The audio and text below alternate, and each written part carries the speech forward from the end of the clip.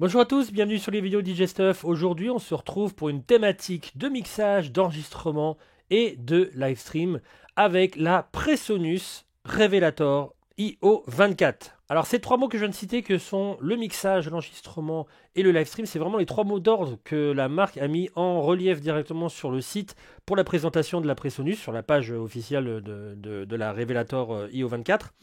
Et c'est vraiment ce qui caractérise cette petite carte son qui va vraiment vous permettre de pouvoir faire du mixage, de l'enregistrement et du live stream en toute confiance, en toute simplicité et vraiment dans divers domaines, que ce soit sur ordinateur. Alors, elle est class compliant, donc vous n'avez pas dès le départ besoin d'installer de driver. Il y en a un qui est prévu pour aller avec la suite logicielle sur ordinateur, donc Windows ou Mac suite logicielle que vous retrouvez dans le Universal Control.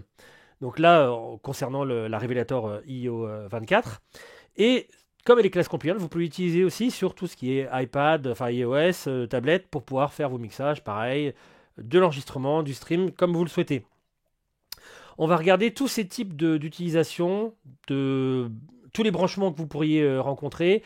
L'interface comprend les préamplis Xmax L que vous connaissez si vous connaissez la marque Presonus et est aussi livrée, alors c'est ça, on peut dire chapeau par rapport à la marque, mais elle est livrée avec la suite de logiciels Studio One Artist et Studio Magic 2021 où vous avez tout ce qui est disponible, 7 instruments virtuels et 7 plugins d'effets en format VST, Audio Unit et enfin au format aussi AX.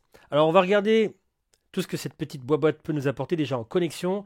Et ensuite, on va passer dans le vif du sujet avec tous les divers branchements, les utilisations qu'on peut avoir à la fois sur ordinateur, sur tablette.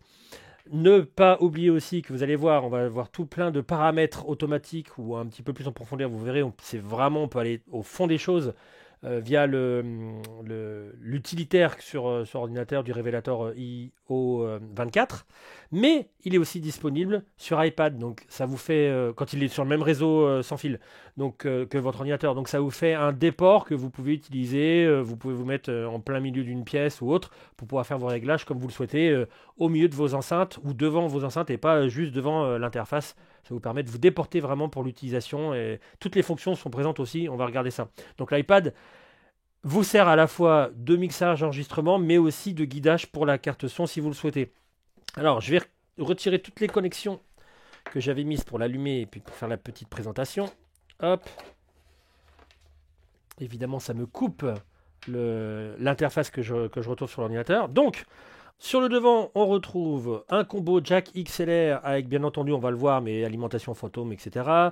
Des petites fonctions que vous retrouvez aussi sur l'écran. Bien entendu, vous avez aussi des settings que vous pouvez retrouver sur l'ordinateur, un bouton rotatif ici pour pas mal de fonctions avec un clic aussi, et un mute qui va vous muter votre master. Et la master, la sortie audio ici. Ensuite à l'arrière, vous avez l'alimentation qui est en USB-C, un port MIDI in, un port MIDI out, si vous avez des synthés, etc., que vous souhaitez relier tout ça en MIDI, partager la MIDI clock, tout ça et le contrôle MIDI, une sortie main master en jack 635 et la sortie casque en jack 635. Allez, je me mets donc à tout rebrancher et à vous montrer dans le vif du détail. Donc on va le voir en premier avec un micro et on va voir ensuite avec, vu que nous sommes sur une chaîne de DJ, la commutation qu'on peut faire avec un matériel DJ. Donc je branche sur la voie 1, tout ce qu'on va faire sur la voie 1 évidemment va se passer aussi sur la voie 2. Et on va regarder déjà ce qui se passe sur l'écran en façade. Donc sur l'écran vous avez divers petits réglages.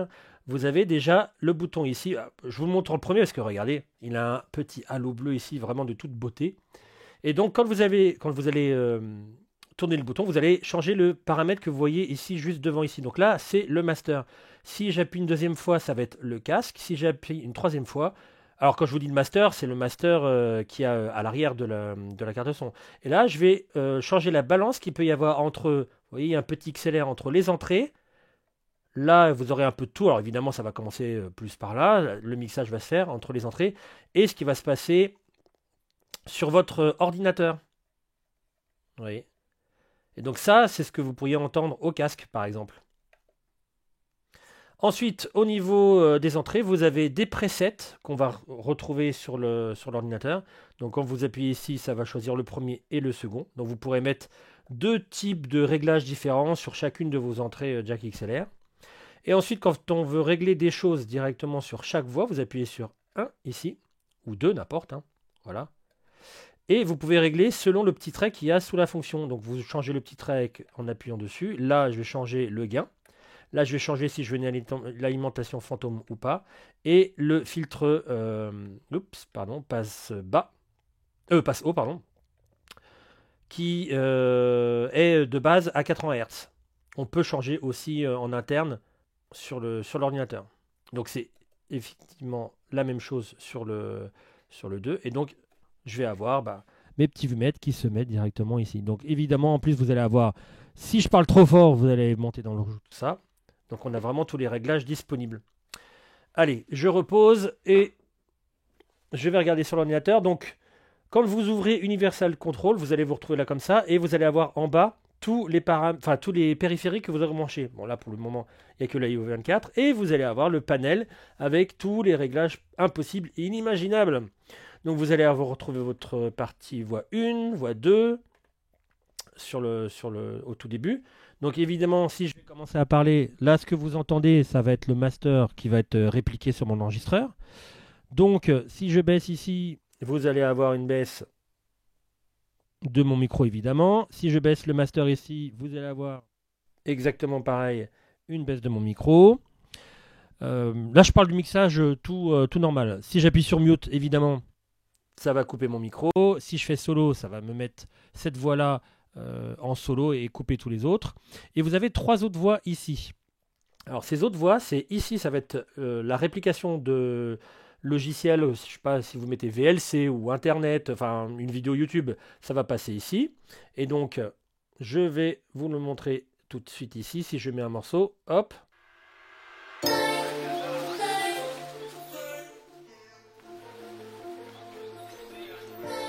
Donc, je vous disais, si je faisais solo, je vais entendre que celui-là. Si je fais solo celui-là,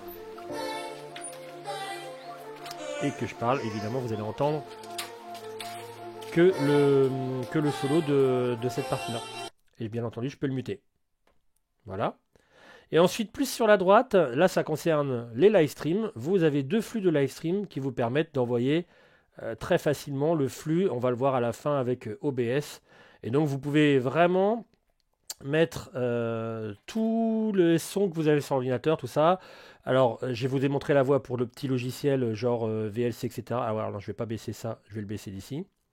Vous pouvez très bien aussi répliquer vos logiciels. Alors, ça peut être Studio One si vous le souhaitez. Ça peut être aussi Ableton. Enfin, vraiment n'importe quel logiciel. Vous pouvez le répliquer sur le Virtual A, Virtual B. Voilà pour le mixage. Et viennent ensuite tous les contrôles qu'on peut avoir sur les micros. Donc en premier, on va faire le micro. Ensuite, un appareil normal DJ. Et voilà. Donc, les réglages de base. Vous avez la possibilité d'enregistrer 6 positions. Là, vous avez des presets déjà faits, ici, quand vous tournez. Donc à chaque fois, évidemment, alors c'est selon si vous avez une guitare, etc., etc. Je vais vous expliquer aussi que vous aviez un preset. Si j'appuie ici, hop, je vais basculer sur le deuxième preset. Donc, dans l'optique de préparer des choses en amont pour pouvoir avoir des réglages automatiques. Par exemple, si je me mets en... Alors j'ai fait vraiment au hasard, j'ai mis le 1 comme ça, le 2 comme ça, le 3 comme ça. Bon, je peux très bien mettre un quatrième, vous voyez. Imaginons le quatrième, je fais ça. J'enregistre. Hop, 4. Je vais le renommer comme ça. Comme il n'y a pas tout 4. Partout 4, comme ça, on n'aura pas de problème. Voilà. Donc si je me remets sur, je sais pas, 1, je vais avoir 1. Bon, j'avais réglé 2 pour 2, 3 pour 3, vous voyez. C'est juste pour que visuellement, on voit, j'aurais pu faire n'importe quoi. Hein. Bon, 1, 2, 3, et... donc je reviens en 4 où j'ai mis que le limiteur. Voilà, donc ça c'est des presets. Et donc évidemment, je peux mettre par exemple, je sais pas moi, admettons le 2 ici.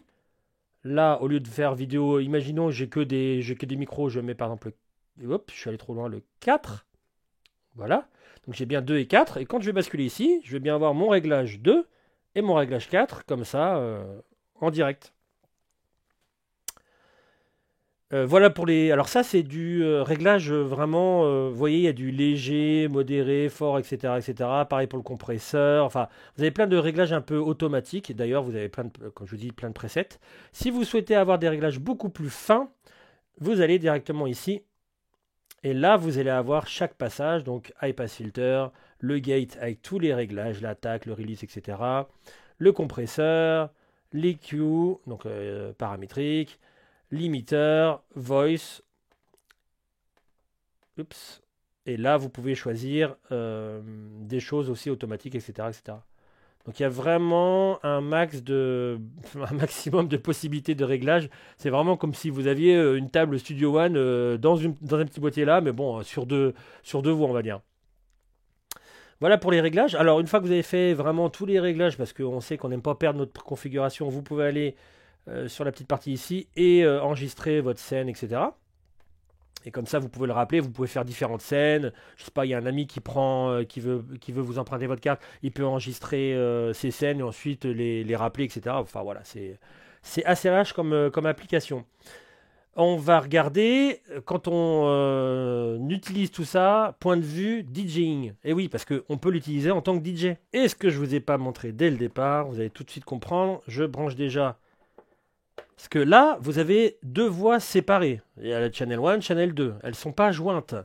Mais, ils ont prévu ça. Je vais essayer de rien casser. Voilà, quand je me mets en vue du dessus, vous pouvez appuyer sur les deux et vous allez voir ici, ça les joint. Et sur l'écran, regardez, vous voyez bien la manipulation qui va vraiment nous faire un signal stéréo. Et donc, quand je vais balancer le morceau, ça rentre bien, ça fonctionne bien. Utilisation DJ normal, aucun souci. Donc ça peut vraiment être utile pour la partie podcast, pour la partie interview, enfin voilà, communication du DJ, et ça peut aussi pour les live streams direct pour votre mix. Ça c'est la partie DJ. Maintenant on va voir la partie iPad. Donc comme je vous ai dit, il y a deux choses qu'on peut faire sur l'iPad. Donc la première qu'on va regarder en première, c'est la possibilité de faire un guidage à distance de votre périphérique. Donc à ce moment-là, je vais lancer UI Surface, donc qui est la même chose que sur l'ordinateur. Il va scanner et voilà, très rapidement, vu que vous êtes sur le même réseau, vous pouvez choisir votre carte son qui apparaît ici. Donc on voit bien que j'ai bien les deux qui sont liés, donc je peux les délier comme ça, ou les délier ou les relier comme ça avec les boutons ici. Et ensuite, bah, c'est tout simple, il suffit juste de lancer votre morceau. Je vais le mettre là, hop. On va bien vérifier qu'on a au niveau, en termes de master, etc., que je suis... Voilà, on va augmenter un peu. Voilà. Et surtout, au niveau des décibels, je suis à combien sur le 1 à 15, donc je vais me mettre aussi à 15 ici. Pour avoir une stéréo potable. Voilà pour la partie guidage. Et maintenant, on va prendre la partie pour le brancher sur l'iPad. Et donc, pour pouvoir enregistrer vos mix, enfin les mixer et les enregistrer directement sur votre iPad, puisque la carte est class compliant. Évidemment, ça aurait pu être un micro, une guitare, enfin ce que vous voulez. Là, pour le coup, j'avais encore l'unité DJ qui était branchée, donc je vais en profiter justement pour faire du stéréo. C'est tout à fait normal. Ah, par contre, j'ai pas vérifié, mais voyons voir si je appuie sur les deux ici. Oui, ça les jointe et les déjointe, mais ça n'a rien à voir, par exemple, avec la partie ici de GarageBand. Bah, c'est très bon à savoir. Et donc, ensuite, une fois que je suis prêt, j'envoie.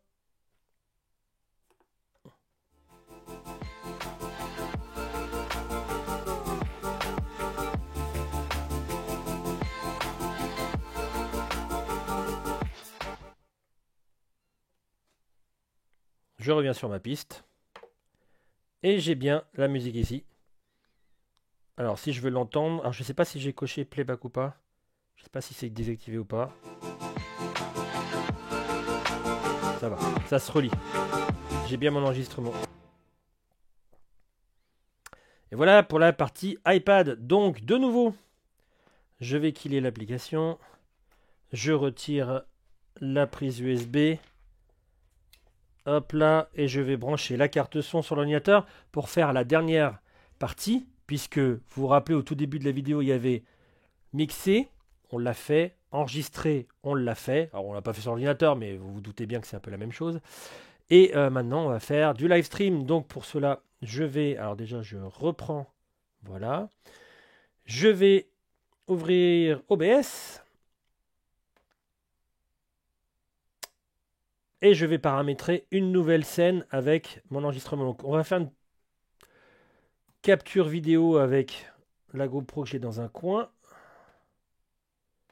Que voici. Et capture audio.